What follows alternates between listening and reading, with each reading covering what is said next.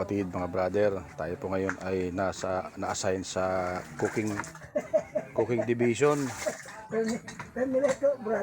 Ayan, nasa cooking division tayo ngayon at ang aming ulam na lulutuin ay sitaw. Tapos langka. Ayan, galing pa ito ng Japan. Langka. Tapos mayroon tayong nyug na gagataan ni Brad. Ayan, pipigain yan, pipigain para maging gatae. Ayan, tapos ito meron tayo dito mga bihod kung tawagin sa amin. Ito po yung itlog ng flying fish na binilad.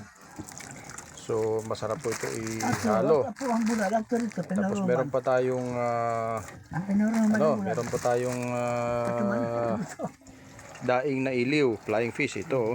Mga kaibigan, ng flying fish na binabad sa tubig para matanggal ang alat o mabawasan. Yan ang ihalo natin dito sa ginataang langkada. Yung gatae, ay sabi sa Batangas gatae. Ayan, so fresh coconut milk. Ayan.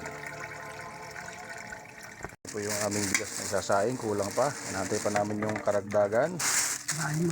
Dahil darating si Joel Villanueva dito.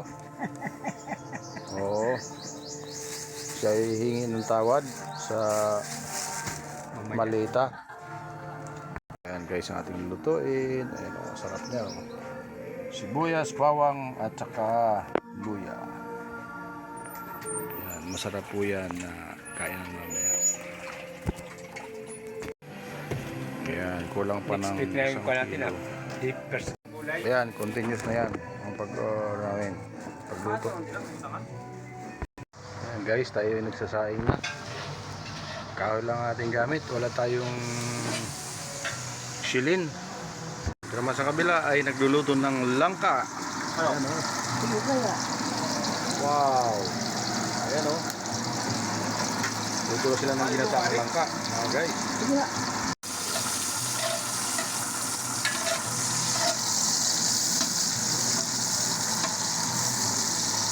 Yan ang ating chief cook, Brad Obals.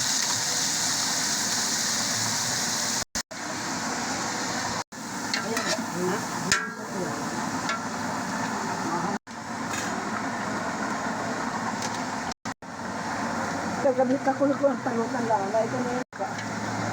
Nakaibabalyo kita, babalyo ka sa langkat imo, ako sigurad.